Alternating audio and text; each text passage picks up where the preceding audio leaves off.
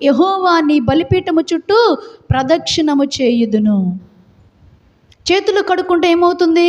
ఈ కార్యములో నాకు పాలు లేదు, ఈ విషయానికి సంబంధించి నేను నిరపరాధిని. అదే కార్యాన్ని పిలాతు అక్కడ చేసి ఆ యొక్క శిక్ష నుంచి, పిలాతు శిక్ష వేయకపోతే ఎవరైనా శిక్ష వేయచ్చు. యేసు ప్రభు వారికి సిలువ శిక్ష మాత్రం దేవుని తండ్రి ఆజ్ఞానుసారముగా జరగవలసిందే. కానీ ఆ శిక్ష వేయడానికి కారకుడు మాత్రం పిలాతు కాకుండా ఆ శిక్ష యొక్క పాలుని తప్పించుకున్నట్లుగా చూస్తూ ఉన్నాం. పాత నిబంధన గ్రంథంలో ద్వితీయోపదేశకాండం 21వ అధ్యాయం ఇంటికి వెళ్ళిన తర్వాత 1 నుంచి 8 వచనాలు చదవండి. ఈ చేతులు కడుక్కునే పద్ధతి మనకి పాత నిబంధన గ్రంథం నుంచే ఉంది. మోషేకి దేవుడు ఏమని చెప్తాడంటే, నీవు ఒక స్థలాన్ని దేవుడు నీకు ఇవ్వబోతున్నాడు కదా, అక్కడికి వెళ్ళిన తర్వాత ఏదైనా ఒక శవం నీకు కనపడింది, అది ఎవరు చంపారో నీకు తెలియదు, అప్పుడు నీకేం చేయాలో అర్థం అవ్వట్లేదు. నువ్వు చేయవలసిన పని ఏంటంటే ఆ శవం దగ్గర నుంచి చుట్టూ ఉన్న ఊర్ల వాటి యొక్క దూరాన్ని కొలిపించు. ఏ ఊరైతే ఆ శవానికి దగ్గరగా ఉంటుందో ఆ ఊరి ప్రజలను పిలిపించు, ఆ ఊరి పెద్దలను అక్కడ పిలిపించు. అక్కడ యాజకుడు ఉంటాడు, లేవీయులు ఉంటారు.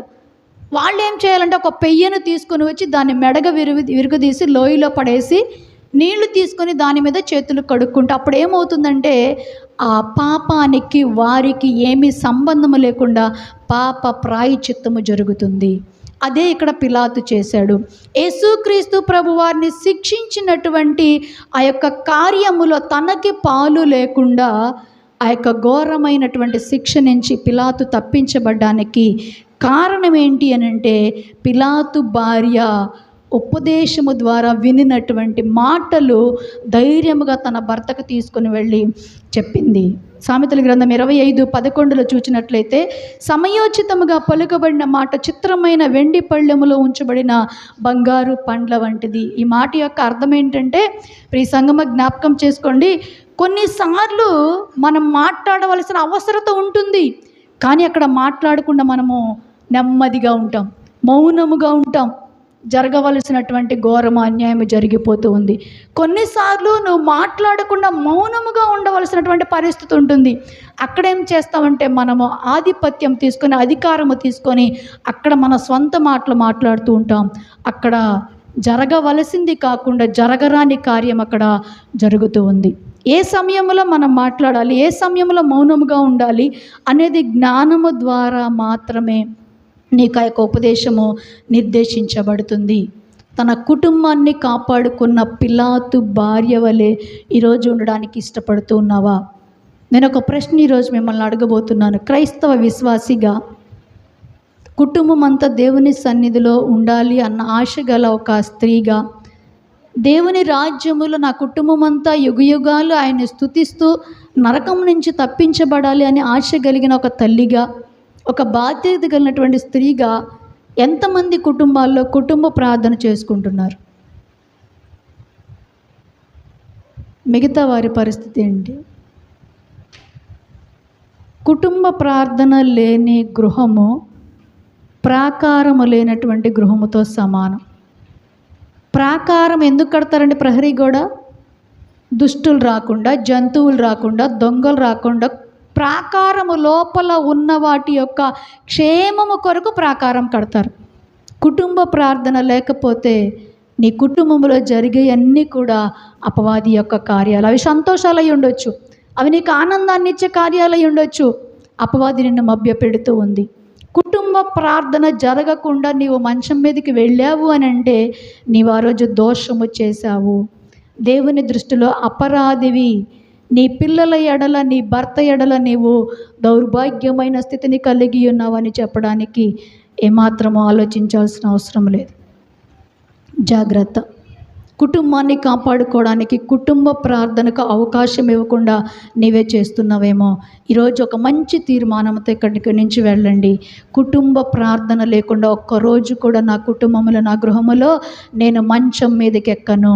కుటుంబ ప్రార్థన జరిగిన తర్వాత మళ్ళీ సీరియల్కి వెళ్తానంటే దేవుని ఆత్మ అక్కడి నుంచి వెళ్ళిపోతుంది. మళ్ళీ ప్రధాన దేవదూత మళ్ళీ అక్కడికి దిగి వస్తుంది. జాగ్రత్త. రాత్రికాల సమయములో నీవు నిద్రపోవచ్చు, కానీ నీ పిల్లలు నిద్రపోరేమో. నీ పిల్లల యొక్క ఆలోచనలు అపవాది యొక్క వశంలో ఉంటున్నాయేమో. దానికి కారణము నీవే. దేవుని సన్నిధి, దేవుని ప్రసన్నత, దేవుని మహిమ, దేవుని యొక్క కాంతి వెలుగు లేకుండా నీ కుమారులు నీ కుమార్తెల మంచం మీదకి వెళుతున్నారు అని అంటే వారి యొక్క ఆలోచనలన్నీ కూడా అపవాది యొక్క హస్తంలోనికి వెళ్ళబోతూ ఉన్నాయి. జాగ్రత్త. వారి పై రూపం మాత్రమే నీవు చూడగలవు, కానీ వారి యొక్క ఆలోచనలను నీవు పసిగట్టలేవు. ఈమెకు దేవుడి గురించి తెలియకపోయి ఉండొచ్చు, జెరెషుకు కూడా తెలియకపోయి ఉండొచ్చు.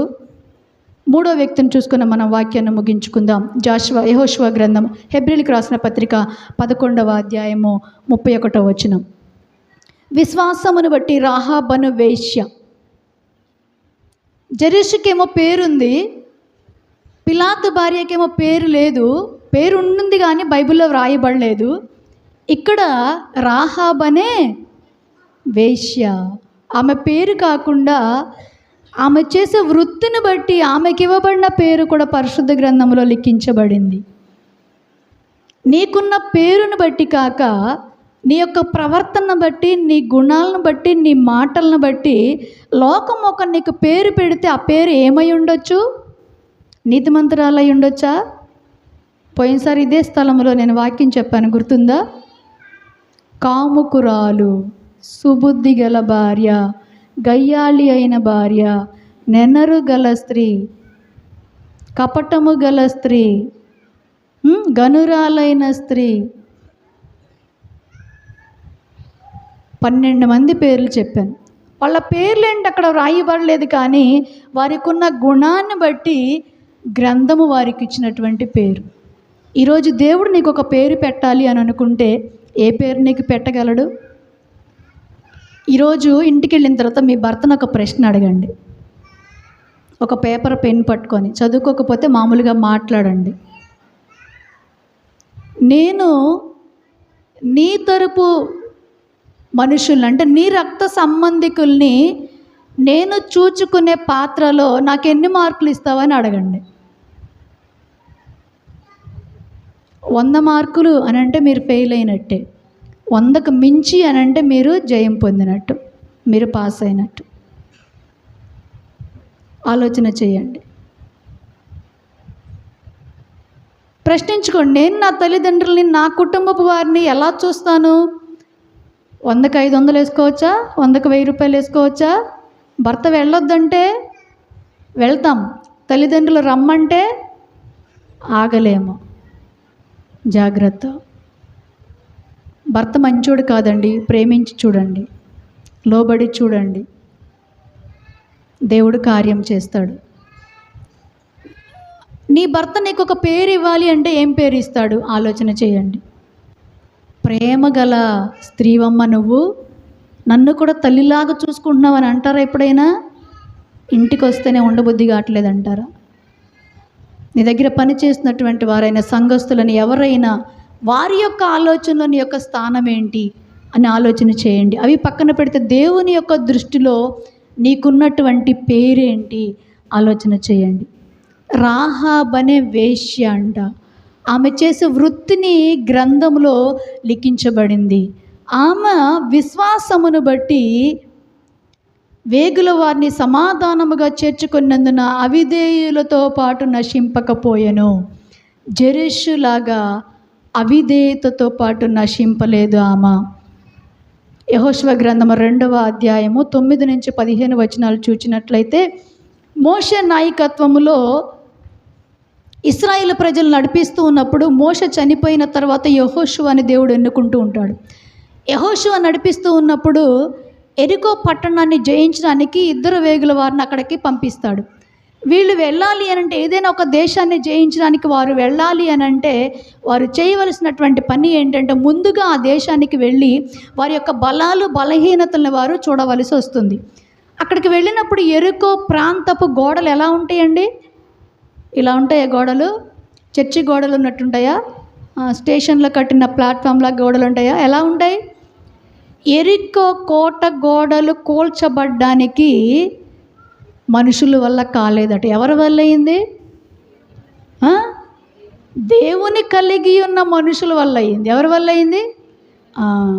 దేవుని కలిగి ఉన్న మనుషుల వల్ల. ఎందుకు అంత గొప్పవి అని అంటే, ఆ ఎరుకో పట్టణపు ప్రాకారపు గోడలట ఎంత వెడల్పుగా ఉండేవి అని అంటే 2 రథాలు ఒకదానికొకటి ఎదురుగా వచ్చినా కూడా ఇంకా నువ్వు నేను నడవచ్చట.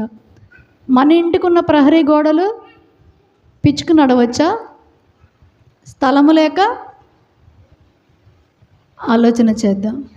అంత వెడల్పుగా ఉన్నటువంటి గోడ మీద రాహాబ్ అనే వేష ఇల్లు కట్టుకుందట. 2వ అధ్యాయం 15వ వచనంలో ఇంటికి వెళ్ళిన తర్వాత చదవండి. రాహాబ్ అనే వేష ఇల్లు ఎక్కడుంది? ప్రాకారపు గోడ మీద ఇల్లు కట్టుకుందట. మనకి ఇక్కడ మామూలు ఇల్లు కట్టుకోవడానికి స్థలం లేదు, ఆమె గోడ మీద ఇల్లు కట్టిందట. ఆమె అంతా ఇంజనీరింగ్ చదివిందో చూడండి. గోడ మీద ఆమె ఇల్లు కట్టిందట. ఆ వేగుల వారు వచ్చినప్పుడు ఎవరైనా ఎరుకో పట్టణంలోనికి ప్రవేశించాలి అని అంటే ఈమె పాదాలను ఆశ్రయించవలసిందే. కారణం ఏంటంటే ఆమెకున్న అందము.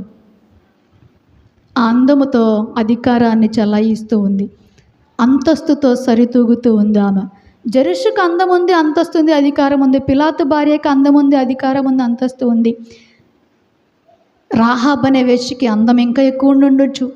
అనేక మంది గొప్ప గొప్ప నాయకులు, పలుకుబడి కలిగినటువంటి వారందరూ కూడా తన అందాన్ని బట్టి తన పాదాలను ఆశ్రయిస్తున్నారు కదా అన్నటువంటి అహంకారం కూడా ఉండి ఉండొచ్చు. ఆమె ఈ యొక్క వేగుల వారు అక్కడ ప్రవేశించినప్పుడు ఆ ఊర్లో వారు వెంటే రాగానే వారు ఈమె ఇంట్లో దూరారు. ఈమె దాచిపెట్టి ఆ ఊర్లో వచ్చిన వారికి అబద్ధం చెప్పింది, వారు వెళ్ళిపోయారు. ఇదంతా పక్కన పెడితే ఆ వాక్యం చదువుతున్నప్పుడు నా గుండెను హత్తుకొని సిగ్గు తెచ్చుకున్న మాటను ఈరోజు నేను మీతో చెప్పడానికి ఇష్టపడుతూ ఉన్నాను. 2వ అధ్యాయం 9 నుంచి 13 వచనాలు ఇంటికి వెళ్ళిన తర్వాత మీరు చదవండి. ఎంత చక్కగా మా దేవుని గురించి వారికి చెప్తుందండి. యెహోషువ నాయకత్వంలో ఉన్న 2 వేగుల వారికి రాహాబ్ అనే వేశ్య, నేను మళ్ళీ ఎందుకు వేశ్య అని చెప్తున్నానో అర్థం చేసుకోండి. రాహాబ్ అనే వేశ్య దేవుడు గురించి ఎంత చక్కగా చెప్తుందో చెప్పిన తర్వాత మిమ్మల్ని ప్రశ్న అడుగుతాం. మీరెంత చక్కగా మీరు ఆరాధన చేసి మీ కొరకు ప్రాణం పెట్టిన దేవుని గురించి చెప్తున్నారు. యెహోవా ఈ దేశమును మీకు ఇచ్చుచున్నాడనియో, మీ వలన మాకు భయము పుట్టుననియో, మీ భయము వలన ఈ దేశ నివాసులందరికీ ధైర్యము చెడుననియో నేను ఎరుగుదును. దేవుడు అనుకుంటే చేయలేనిది ఏమీ లేదు. దేవునికి సమస్తము సాధ్యం. ఆయన దేశాలను కూడా మీకు అప్పగించగలడు. 10వ వచనం, మీరు ఐగుప్తు దేశంలో నుండి వచ్చినప్పుడు మీ ఎదుట యెహోవా ఎర్ర సముద్రపు నీరుని ఎలాగ ఆరిపోచేసానో ఎంతగా గమనించిందండి ఆమె. ఐగుప్తు నుంచి కొంతమంది ప్రజలు వచ్చారట.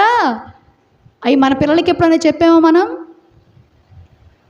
సముద్రానికి పిల్లల్ని తీసుకెళ్ళండి, వర్షాకాలం నీళ్ళు వచ్చినప్పుడు దాని గురించి చెప్పండి. ఈ నీళ్ళని దేవుడు పుడిసిటిలో పుక్కిల్లో పట్టుకొని వదిలిపెట్టినప్పుడే వర్షం మేఘాల్లో నుంచి వస్తుందని చెప్పండి. యోబు గ్రంథంలో ఉంది అదంతా కూడా. వర్షం ఇచ్చేది దేవుడు అని చెప్పండి, ఎండిచ్చేది దేవుడు అని చెప్పండి, గాలినిచ్చేది దేవుడు అని చెప్పండి. నీవు పీల్చుకునే గాలి దేవుడిచ్చిన